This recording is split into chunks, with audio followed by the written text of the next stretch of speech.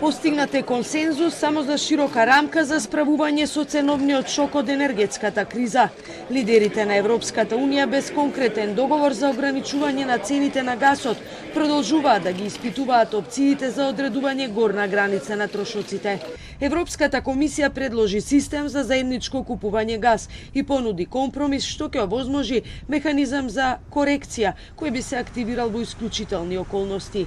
Самитот почна со големи поделби посебно на релација на традиционалното дуо Германија-Франција, откако беше критикуван од партнерите. Шолц утринава со позитивен став околу новиот проект за гасоводот меѓу Франција и Пиренејскиот полуостров. Das ist ein großer Fortschritt, dass es jetzt eine Pipeline-Verbindung geben wird nach Frankreich von der Iberischen Halbinsel.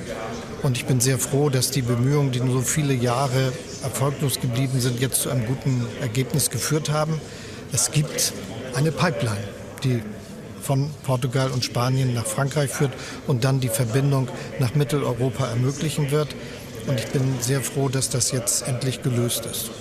Макрон рече дека напорно работел со германскиот канцелар Олаф Шолц во билатералните разговори за да се постигне пробив по ова прашање. Сега вели очекува конкретни, а не теоретски предлози.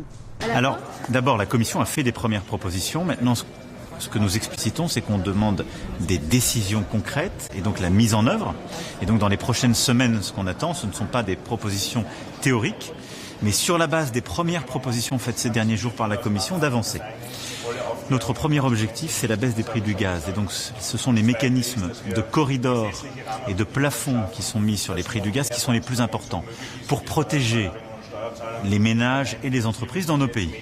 Министрите за енергетика на Европскиот блок ќе се состанат следната недела за дополнително да разговараат за предлозите поставени од водачите, со цел да се утврди дека ненадејната цена на гасот нема дополнително да ги наруши економиите на Европската Унија.